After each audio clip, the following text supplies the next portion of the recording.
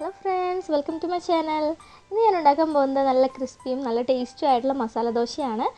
അപ്പോൾ മസാല ദോശ എങ്ങനെയാണ് ഉണ്ടാക്കിയെടുക്കുന്നതെന്ന് ഇന്നത്തെ വീഡിയോയിലൂടെ കാണാം. അപ്പോൾ ആദ്യം തന്നെ നമുക്ക് മസാല ദോശ ഉണ്ടാക്കിയെടുക്കാനായിട്ട് മാവ് റെഡിയാക്കി വെക്കണം. അപ്പോൾ നമ്മുടെ ദോശമാവ് റെഡിയാക്കുന്നതിൻ്റെ വീഡിയോ ഞാൻ മുമ്പ് ഇട്ടിട്ടുണ്ടായിരുന്നു. ഇതിൻ്റെ ഒപ്പം ഇടാതിരുന്നത് നമ്മുടെ വീഡിയോയുടെ ലെങ്ത് ഒത്തിരി കൂടാതിരിക്കാൻ വേണ്ടിയിട്ടാണ്. അപ്പോൾ അത് കാണാത്തവരുണ്ടെന്നുണ്ടെങ്കിൽ ഞാൻ അതിൻ്റെ ലിങ്ക് ഡിസ്ക്രിപ്ഷൻ ബോക്സിൽ കൊടുക്കാം. അപ്പോൾ നമ്മുടെ ദോശമാവ് നല്ലതുപോലെ ഫെർമെൻ്റ് ആയിട്ട് റെഡിയായി വന്നിട്ടുണ്ട്. ഇനി അത് നന്നായി ഇളക്കി അതിൽ ഉപ്പ് കുറവുണ്ടെങ്കിൽ ഉപ്പ് കൂടി ചേർത്ത് അടച്ചു വയ്ക്കാം. അപ്പോൾ ദോശ ഉണ്ടാക്കിയെടുക്കുന്നതിന് മുമ്പ് നമുക്ക് അതിനുള്ള മസാല ദോശയ്ക്കുള്ള മസാല റെഡിയാക്കിയെടുക്കണം. അപ്പോൾ നമുക്ക് മസാല റെഡിയാക്കുന്നത് ആദ്യം തന്നെ കാണാം. അതിന് വേണ്ടിയിട്ട് ഒരു ചീഞ്ചട്ടി എടുത്ത് അതിലേക്ക് 1 ടേബിൾ സ്പൂണോളം ഓയിൽ ഒഴിച്ചു കൊടുക്കുക. ഓയിൽ ചൂടായി വരുമ്പോൾ 1 ടീസ്പൂൺ കടുകിട്ട് കടുകൊന്ന് പൊട്ടി വരണം. കടുക് പൊട്ടി വന്ന് കഴിയുമ്പോൾ അതിലേക്ക് കുറച്ച് കറിവേപ്പില, പിന്നെ ഒരു 3 വറ്റൽമുളക്, പിന്നെ വേണ്ടത് നല്ല ജീരകമാണ്. നല്ല ജീരകം ഒരു 1/4 ടീസ്പൂൺ നല്ല ജീരകം കൂടി ചേർത്ത് നന്നായി ഒന്ന് മൂപ്പിച്ചെടുക്കുക. അതിനുശേഷം അതിലേക്ക് ഒരു 3 പച്ചമുളക്, 1 ടീസ്പൂൺ ഇഞ്ചി പേസ്റ്റ്, അതുപോലെ വെളുത്തുള്ളി പേസ്റ്റ് 1 ടീസ്പൂൺ ഇത്ര ഇട്ട് കൊടുത്തിട്ട് മൂപ്പിച്ചെടുക്കണം. അത് മൂത്ത് വരുന്ന സമയത്ത് ഒരു സവാള ചെറുതായി കട്ട് ചെയ്തിട്ട് കൊടുക്കുക. എന്നിട്ട് നമുക്കതൊന്ന് വഴറ്റിയെടുക്കുന്നുണ്ട്. അപ്പോൾ സവാള വഴന്ന് വരുമ്പോൾ അതിലേക്ക് 1/2 ടീസ്പൂൺ ഉപ്പിട്ട് കൊടുക്കുക. അതിനുശേഷം ലോ ഫ്ലെയിമിലോട്ട് തീ മാറ്റിയിട്ട് 1/2 ടീസ്പൂൺ മഞ്ഞൾപ്പൊടി, 1 ടീസ്പൂൺ മുളക് പൊടിയും കൂടി ഇട്ടിട്ട് നല്ലതുപോലെ ലോ ഫ്ലെയിമിലിട്ട് മൂപ്പിച്ചെടുക്കണം. പൊടികളൊക്കെ നന്നായി മൂപ്പിച്ചെടുക്കണം.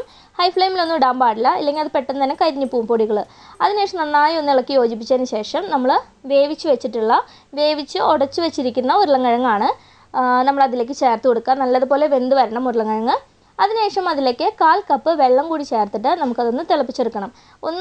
ആ ഒരു വെള്ളം നമ്മൾ ഒഴിച്ചു കൊടുത്തിട്ടുള്ള വെള്ളം ഒന്ന് വറ്റിച്ചെടുക്കണം.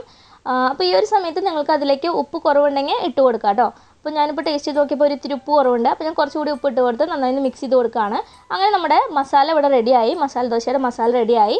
ഇനി അതോടെ മാറ്റി വയ്ക്കാം. അതിനുശേഷം ഒരു പാൻ എടുത്ത് ചൂടാക്കിയിട്ട് ഒത്തിരി ചൂടാവാൻ പാടില്ല കേട്ടോ. നമ്മുടെ പാൻ ഒത്തിരി ചൂടാവാൻ പാടില്ല, അതുപോലെ ഒത്തിരി ഓയിലി ആവാൻ പാടില്ല. ഒത്തിരി എണ്ണമെഴുക്കുണ്ടെങ്കിൽ നമ്മുടെ ദോശ ശരിക്ക് പരത്താനായിട്ട് പറ്റില്ല കേട്ടോ. അപ്പോൾ അത് നോക്കുക, നന്നായി തുടച്ച് വൃത്തിയാക്കിയിട്ട് ചൂടായി വരുമ്പോൾ അതിലേക്ക് ഒരു തവി മാവ് ഒഴിച്ച് ഇതുപോലെ പരത്തിയെടുക്കുക. എന്നിട്ട് 1 മിനിറ്റ് കഴിയുമ്പോൾ അതിലേക്ക് നമുക്ക് നെയ്യോ അല്ലെങ്കിൽ ഓയിലോ ഇതുപോലെ ഒഴിച്ചു കൊടുക്കാം. കാരണം നമ്മൾ നന്നായി ഓയിലും അല്ലെങ്കിൽ നെയ്യൊക്കെ ഒഴിച്ചു കൊടുക്കുമ്പോഴാണ് നമ്മുടെ ദോശ നല്ല ക്രിസ്പി ആയിട്ട് കിട്ടുള്ളൂ.